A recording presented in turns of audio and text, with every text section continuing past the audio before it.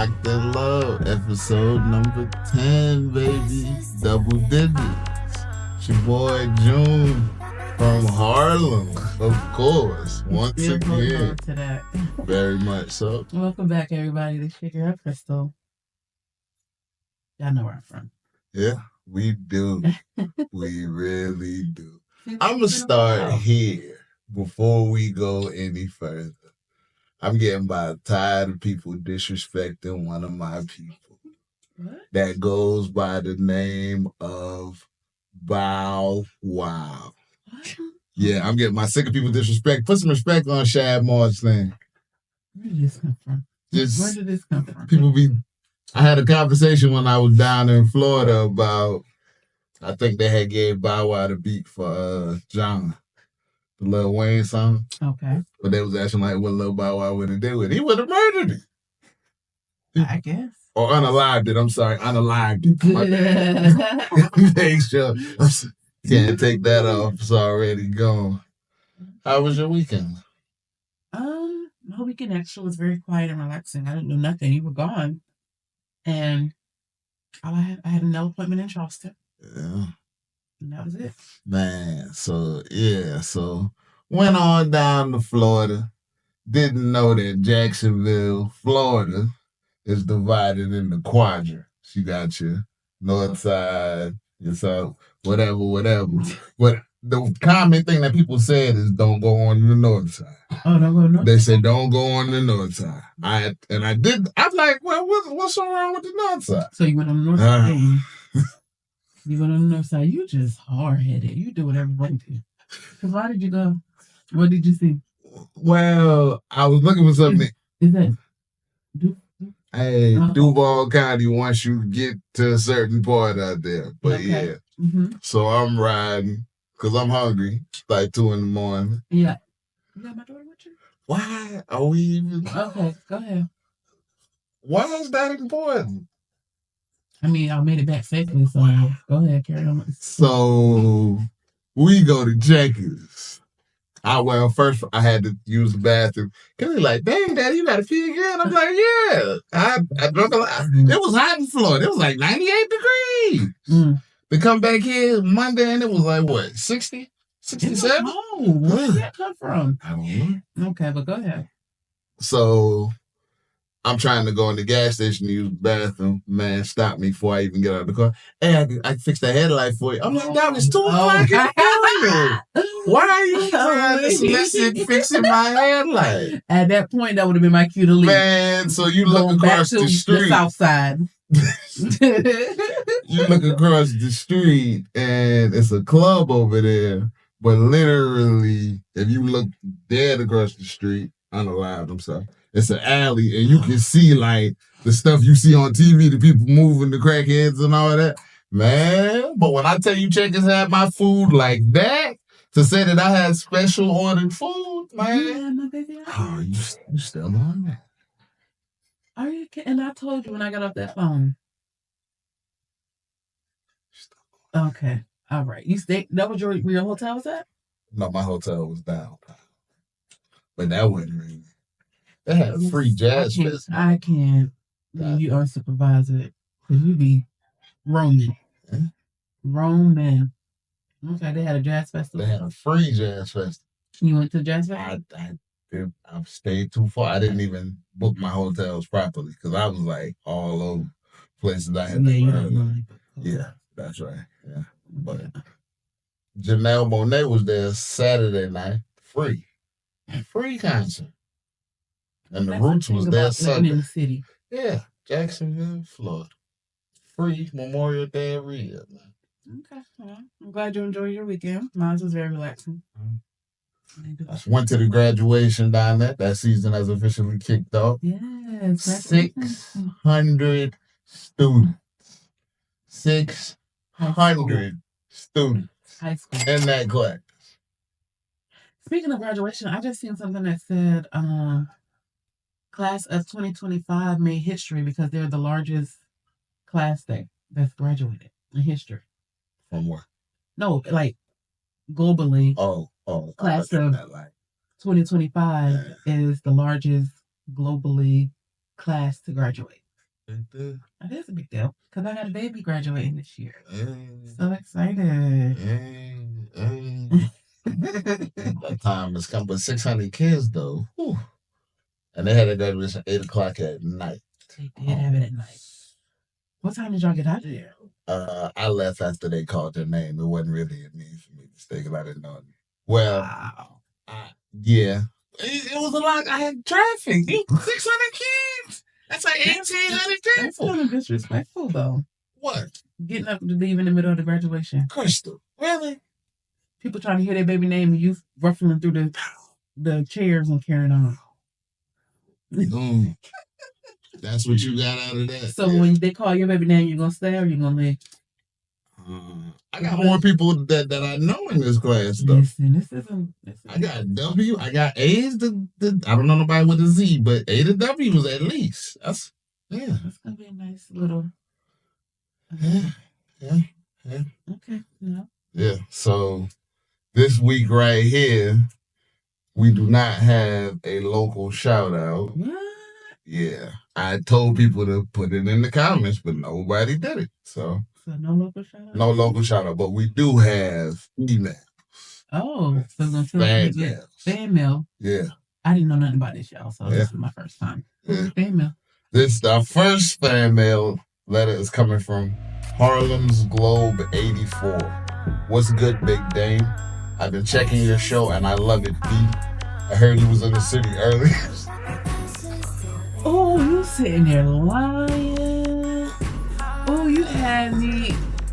Oh. Okay. Go ahead, finish with your life. Are you serious?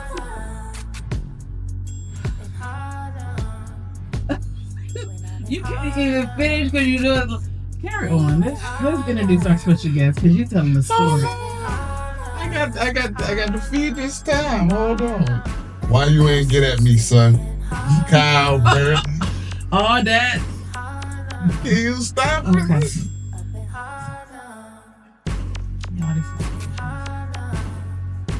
This is perfect. Come on.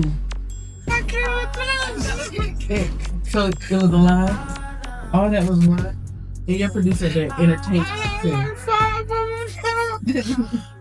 Wow. I'm finished. Nah.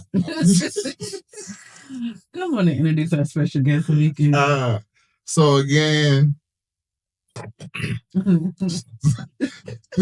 May is Mental Health Awareness Month, and we finally have our special guest, Estella Rogers from right here in Jacksonville.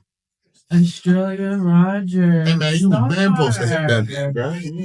Welcome. Come on. Yeah, producer, he gonna edit all this. I promise you. Welcome. I finally made it to the table. Thanks for coming. Hey, you want to introduce yourself to the people? Sure. So my name is Estella Rogers. What's your name? Estella Rogers. Okay. I am a licensed clinical social worker, a registered play therapist supervisor, certified Gottman therapist, and a Christian counselor. So I currently own Without Limits Counseling Services here in Jacksonville, North Carolina, where we provide mental health services for the community and for the community, schools, and for individuals and couples. So don't leave our eggs up now. Don't you leave it out. I am also a restaurant owner, Eggs Up Grill in Jacksonville, North Carolina. So yes, I have partnered with 4 others, and it's a beautiful journey so far. Yeah. Big deal. Welcome. Yes, thank y'all for having me. No problem. Excited. So let's get to it, because why did you choose to practice here in Jackson? So because unlike my dear friend over here, I am very proud of where I come from.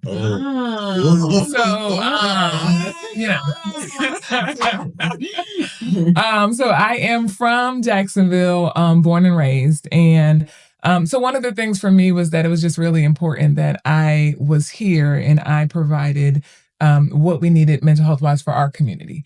And a lot of people don't necessarily want to come back and be in Jacksonville. Obviously, I have family here and everything like that. But there are not a lot of Black therapists here, let alone Black practice owners. And so it was really just a big deal for me to be able to come back and give back to the community, but also allow our children, our adults, couples to see providers that look like them, because you don't get that a lot. First choice? Like, you wanted to come back to Jacksonville? Or? No, for sure not. My first choice was actually to travel and be a traveling social worker. It was my first choice. However, the baby bump and the first child made that not happen.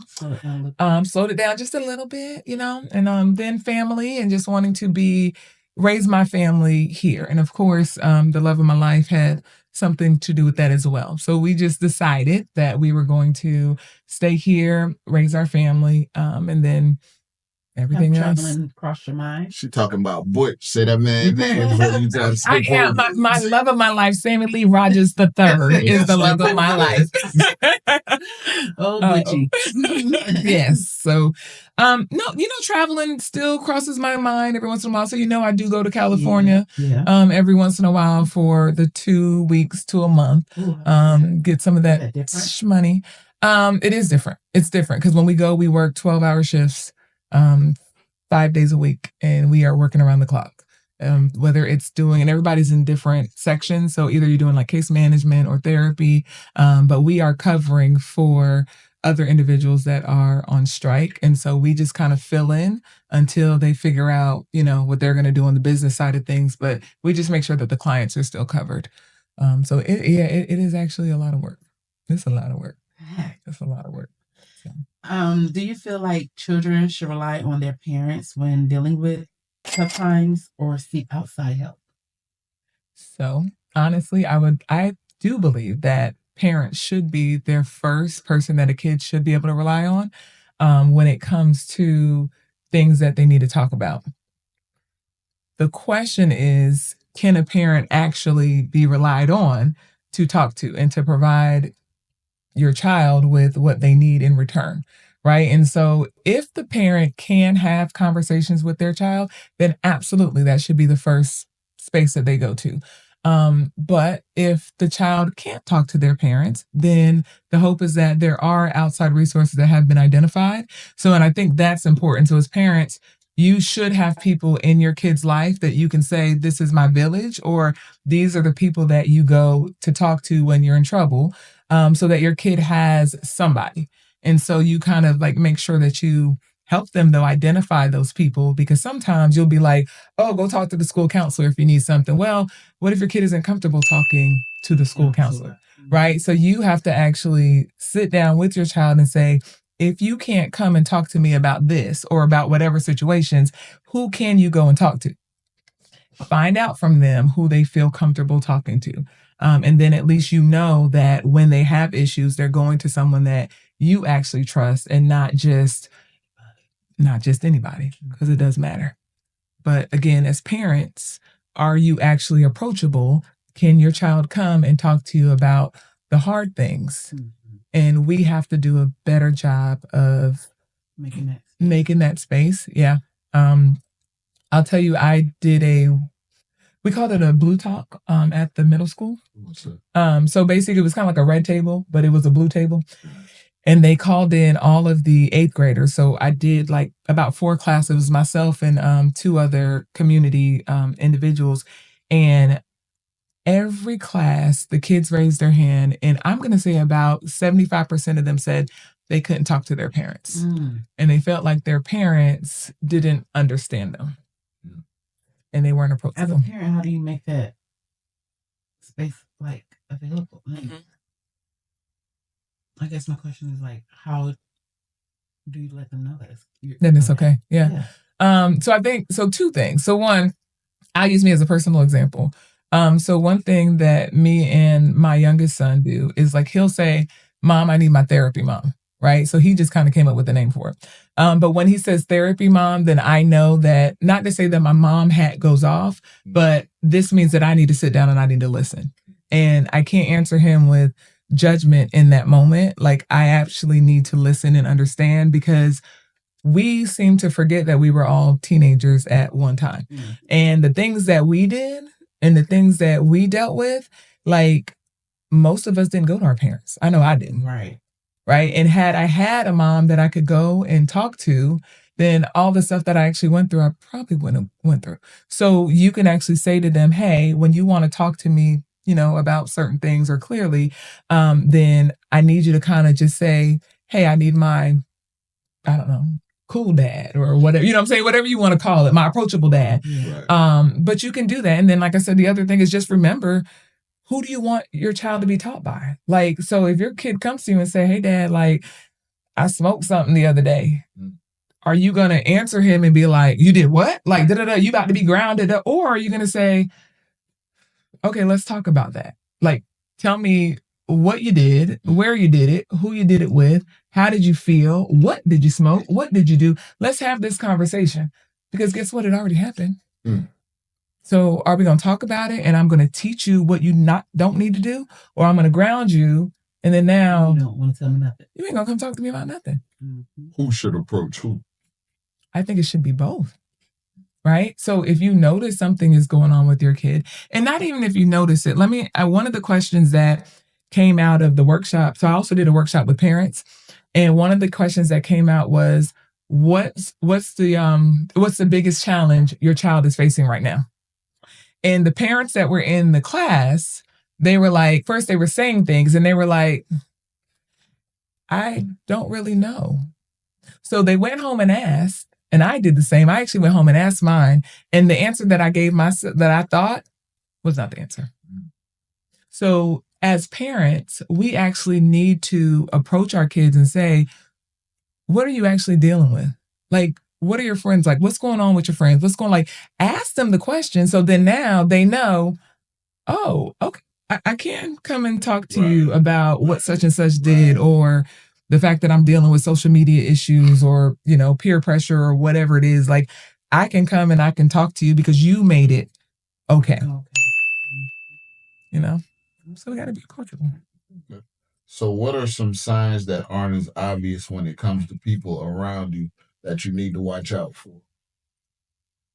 So I think when it comes to looking at like signs, so one, when they change, like, so when you're looking at, like, you're normally like talking to somebody like all the time, like maybe we calling each other all the time, and then all of a sudden you are a little more quiet, or you're not calling me as often. A lot of times people will say, oh, well, life is just lifing. Like, that's why I ain't called you, because life is just lifing. But at the end of the day, I know you, right? I know who you are. And I know exactly, right? So I know, and I've even done that to you before. I'd be like, hey, I ain't heard from you. Like, I might be busy, but I know when I haven't heard from somebody. And so you just do a check-in, like, hey, no, how are you really doing? Like, what's going on? You ask like those open-ended questions. What's been going on in your life? So I think looking at mood swings, are they real irritable all the time? Are they frustrated? Like, are they snapping over little things? And you just feel like, especially like even with couples or with your kids, like, it's like, well, I just asked you a little question. Like, why are you acting all like that? Oh, you laughed. All right. So, I mean, that means that there's something happening if you're upset about just these things, right? Changes in friends. So even with your kids, if their friends change, and you just notice that, wait a minute, you're not hanging out with such and such no more. 9 times out of 10, that means something is happening. Either something happened, something is going on, but something is wrong. So why are you not hanging out with such and such anymore? So I think just being observant of changes that happen within their lives, or changes in their behavior. And then when you see those things, then you just, you address it. Okay. What is some advice you would like to share about dealing with grief or tough losses? So the first thing that I will say is nobody grieves the same. Right? And there's no, we have books that talk about grief, and but everybody's grief looks different because your relationship with that person looks different. Right? So if somebody loses, and I'm gonna even say pets, right? Somebody could lose a pet, but their dog was outside its whole life. So I'm going to be sad that it passed away. But at the end of the day, I'm probably not going to be crying every day. But then somebody else might have lost their pet. Well, that pet might have been their best friend. And so they crying every day. And it's like, to somebody else, it might be like, but that was your dog. Yeah, but that was my best friend. Mm-hmm. So I think it's really, number one, being able to say, like, everybody's grief looks completely different. And we have all of these like ways that we say, oh, you're going to go through this, you're going to go through that. But the truth of the matter is, you're going to be angry at some point. You're going to be sad at some point. And you have to allow yourself to feel that. Like, you have to allow yourself to go through that. So if you need to withdraw from people for a little while, safely and healthily, go and feel that. Like, if it is day and you're like, I don't want to go to work today, it's okay. Don't go. And then find a support person, find somebody that you can talk to about what you feel. And there's no solution to it. Like, that's one thing that I always say, like, people always say, well, I don't know what to say to that person. I don't know what to do. You don't. Just be there. Just let them talk and just be there. And if they want a hug, then you give them a hug. If they want to go for a walk, if they're angry, then you may say, well, where can we go so you can relieve this anger? Right? So again, is it going for a walk? Do I need to take you to the boxing club place and let you hit the what is that thing called? Hit the bag for a little bit, right? Do I need to take you to the splatter and rage room? Right? Go so you can go and throw the paint around or do whatever. Do I need to take you outside just to scream? Like, do you want to just go outside and yell at God and yell at the world and yell at everybody outside safely because you are mad? And it's okay. And sometimes we try to tell people you shouldn't be like that. You shouldn't act like, no, I'm mad. Like, I'm lost whomever. No, I am upset. It's okay. But we need to take that anger, we need to take those feelings, and we need to put it somewhere safely. Journal, write about it, whatever that may be. But you need to find a way to, in a healthy way, process through that. Right? So you crying over Caesar or not? I'm crying over Caesar. Caesar's in the house. Caesar's in the house. Caesar's in the house. Like, I cried over all the folks. I did. I cried over all the folks. Are you crying over what's your dog? Bear? Are you crying over Bear? Nah, probably not. You guys have a love-hate relationship. Not invested in stuff. No. Yeah, he'd be upset. You'll be a little sad. He'd be different. You'll be sad. Because you go home on lunch break to take him out. Do all that. He gotta get okay. Yeah, you'll be sad. Everybody else at school and work. Next question.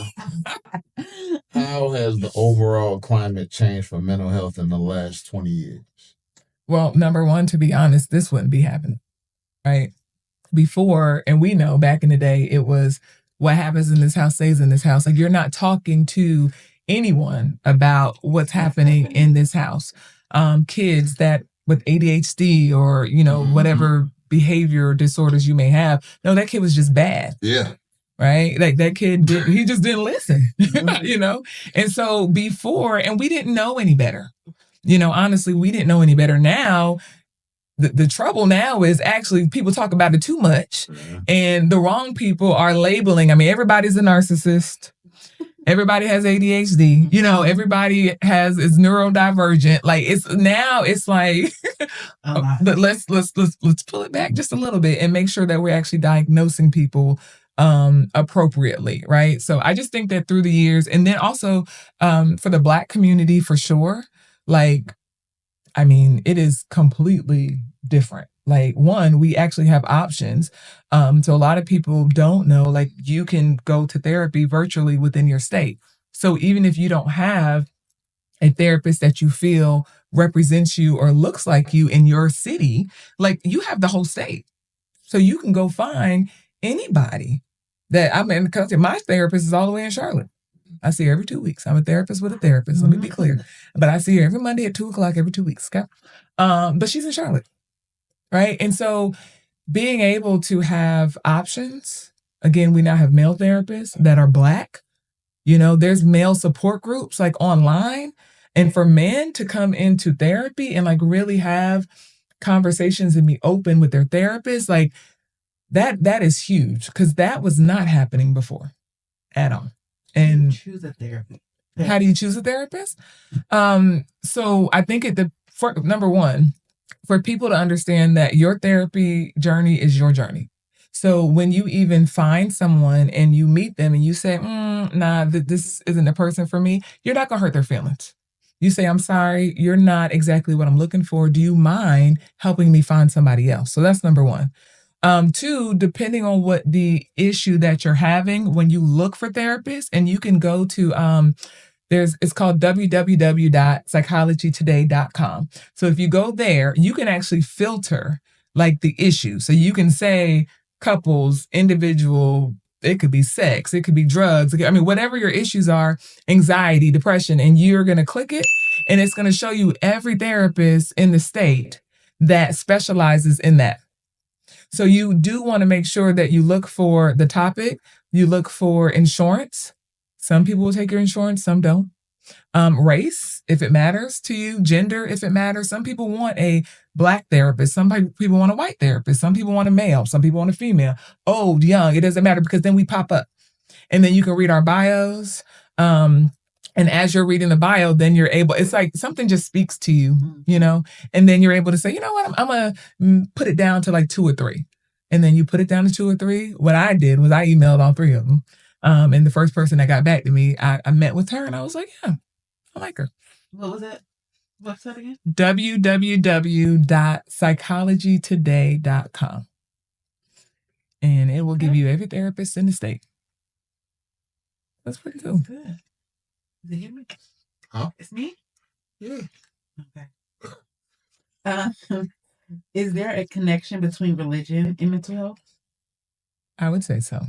And depends on, let me say this. It depends on if you choose that, right?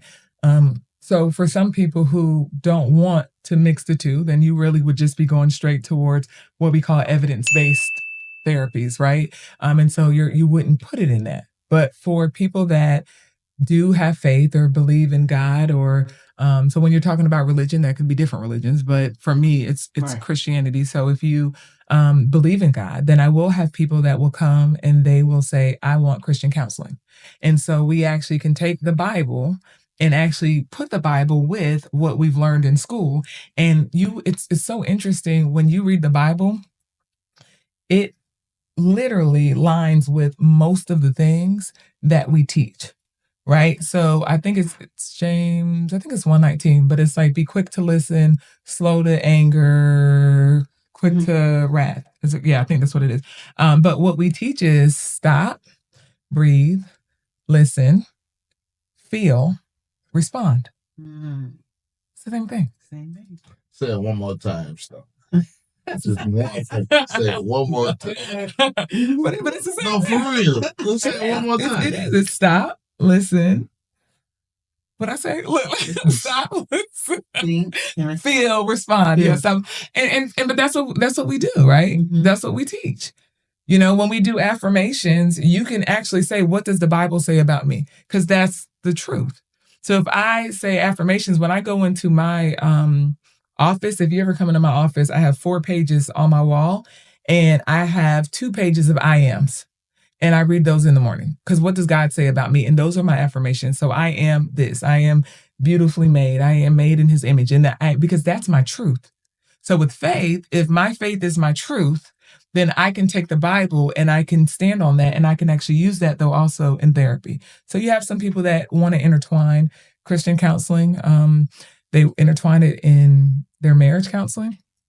That's interesting a lot of times, because a lot of times when you do that, and you do look at what the world says sometimes versus what the Bible says, and it's like, oh, is this what the Bible says? And understanding that sometimes what we're taught in church is actually not fully what the Bible says. So when you keep reading, it's like, oh, they just took that verse and said we had to do that. But the Bible also says the husband is supposed to love the woman like the church, like God loved the church. So how did God love the church? Well, that's what I'm supposed to do, not just my wife saying, yes, honey, whatever you want me to do is what I'm going to do. Mm-hmm. That's not the only thing that the See Bible that says. double team. See, I'm just saying. I'm just saying. That's good. You have to know for yourself, but you can intertwine it. You know? Anything else you want to chime on that? Before? Okay. With the information and understanding you have about mental health now, what would you have told yourself at 16, 21, and 30? At 16, I would have, and I wish I knew at 16 that I could choose my therapist or I had choice. So I did have to when I was younger because I had my own trauma as a child. And my mom tried to put me in therapy.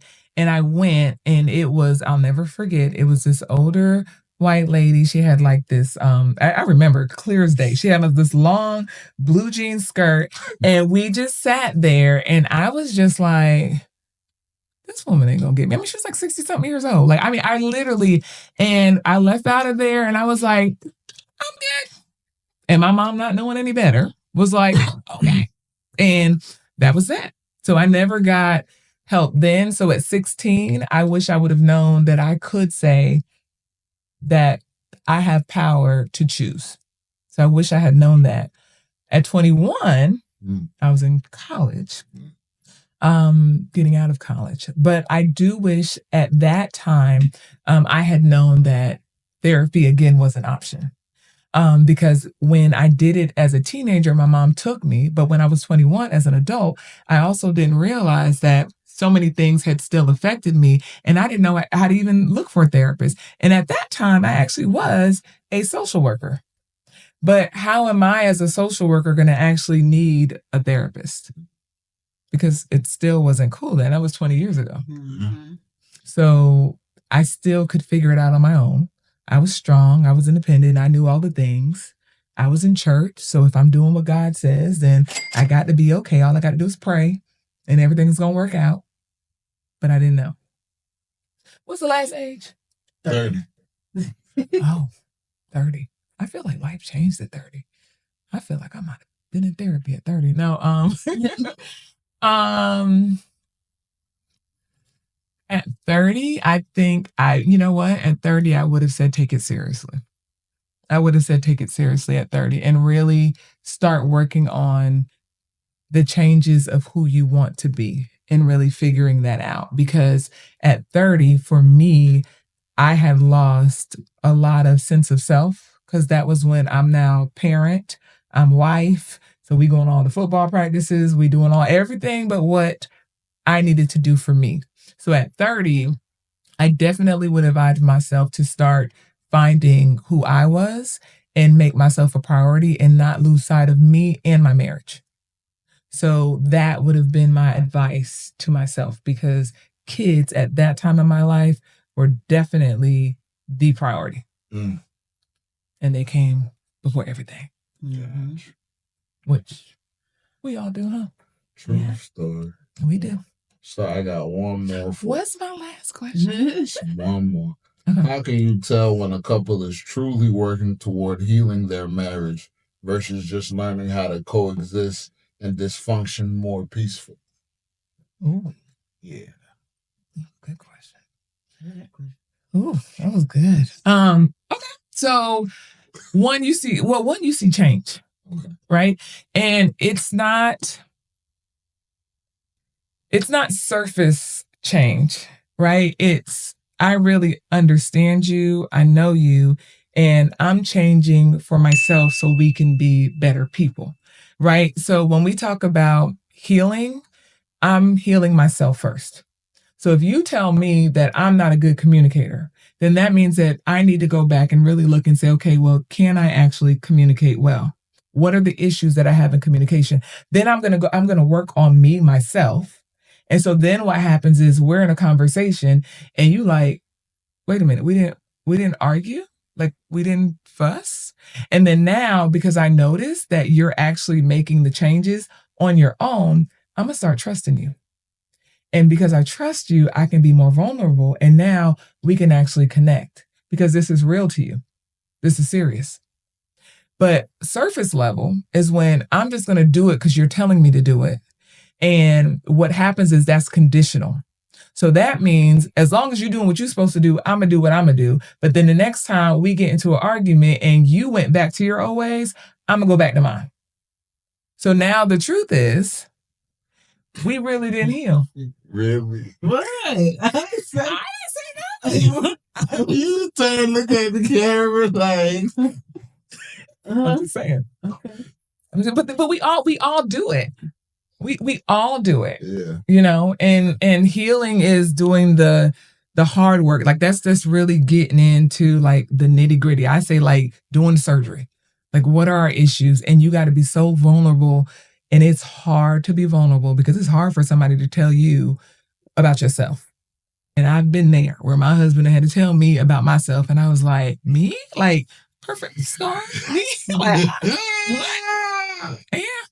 And I had to make change. And I had to really work on it so that way we would be better.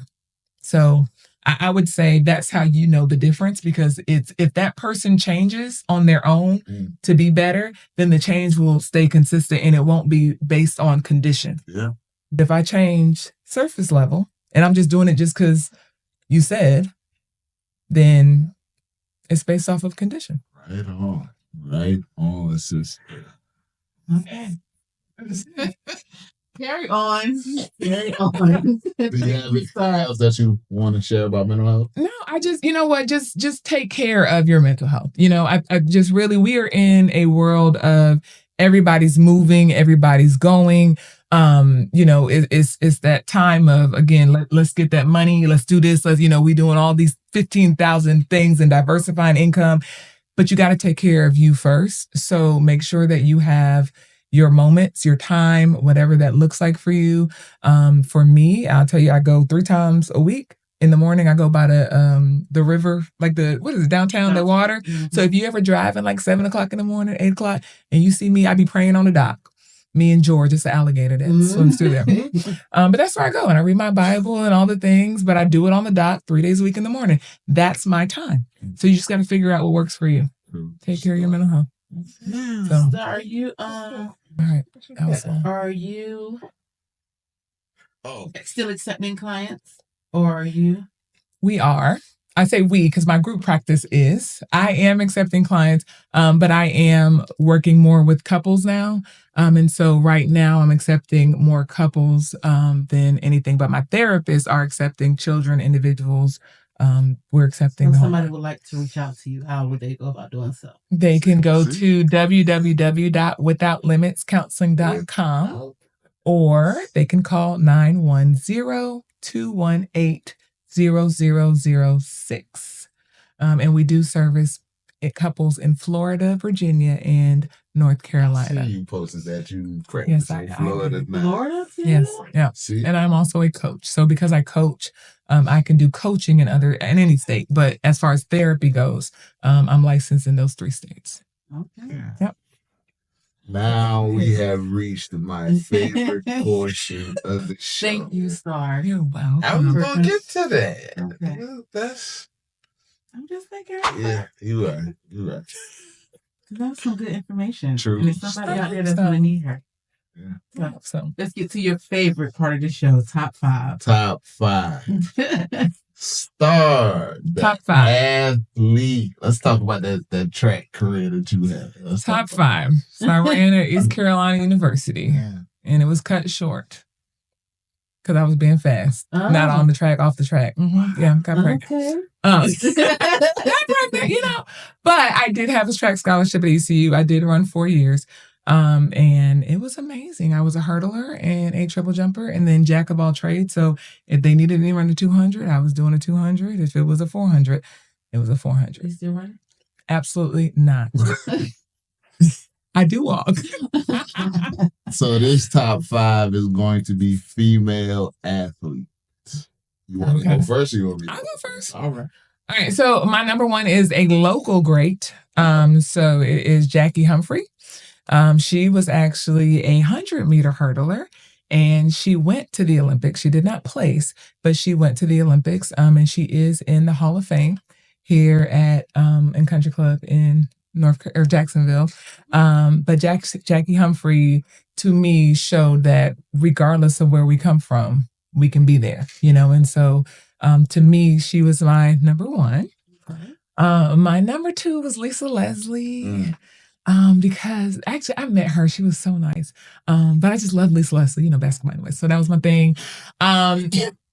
Allison Felix is one, and that was because one, obviously she's an Olympic track runner, but at the same time she ran pregnant, and she just kind of showed that women we can do all things. We can do it. Flojo, she secretly ran pregnant because she was scared she was going to lose her sponsorship. Flojo, because she just broke all barriers. And then lastly, I couldn't really split them up, but I was going with Venus and Serena. But you can't really split them up. But you can't have the top 5 without them on it, because they are just the GOAT of breaking all barriers. And so I kind of had a 5.5. Real quick. You know who Flojo is? I do, actually. Don't do that. Because I do. Who's Flojo? Don't do that. Tell us who that is. Carry on. What she do? Okay. Don't be trying to play her. Hey, don't come He do it every week. Every week he try to call me out. My 5. You got your 5? No, I didn't. Wow. Okay. So my 5, we got Layla Ali, boxer, of course. One of the greats. Sha'Carri Richardson, can't leave her off the list. I like her penis. We got Dawn Staley, obvious reasons. Obvious. Dawn Staley. You don't know who that is. The coach, South Carolina. Women's basketball team. Yeah. And she played, though. Okay. I don't follow, but okay. Yeah. But you get mad at me. Venus and Serena. You want to talk football? Of course. And then last on the list, this is local, somebody down from Charleston. It's going to be TK King. She was the first female quarterback I had ever seen play football. Wow. And you got that, this was back 95, 96, not all this they got going on now, but yeah, back when it was really a boy sport. I'm on the fence with that Sha'Carri one, but why? Because I love her to pieces, but top 5? Yeah. I mean, I don't know that she's female. I mean, yeah, she definitely. I like her though. I love her to pieces. I spread my list out. Your list, maybe 10. Yeah, you said at least 11. You was thinking like. I'm just saying. I mean, you said all time. I mean, yeah. I mean, because they broke barriers. Like they was. Lady Jackie Humphrey, she's still around. She comes back to visit. Okay. She's actually related to Shantae Cooks, their family. That's her aunt. So, yeah. Shantae seemed to get plugged every week up there for stuff. It's good. Every week. Miss Cooks. Yeah. You want to tell us any funny stories about Miss Cooks for? Oh my God. Mind you, Miss Cooks and her have been best friends for how long? We have been best friends since the 9th grade. So that is 30 years? And best friends. That's a definite. We have been best friends for 30 years. It's funny to get them together. Yeah, I mean, give me one. She's just counting it down. Oh gosh, I don't know. I mean, she's just bossy. Like, you thought I was lying when I said that. I said Keystar. Yeah, she's bossy. If you did not know that we were friends, I told you. Yeah, I can't tell her the real story because she'll she got kids that be watching school. Yeah, they I can't put a business out like that, but I will say that she can be bossy. And in charge. Behind the scenes. When did Corey come back? He was back.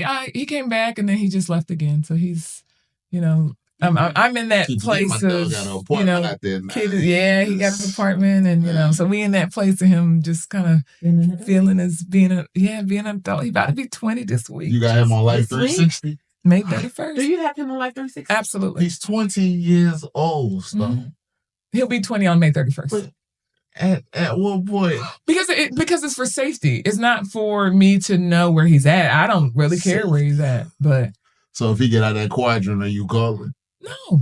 Oh, okay. You hear that, right? The only way I'll call him, and the only way I have called him before, is if his car is like stuck in the middle of the road for a long period of time, and I'll be like, "Hey, where you at?" And he'd be like, "Oh, no, my phone was low. I'm actually at home." Okay, cool. He don't care. Once again, episode 10. Click, like, share, subscribe.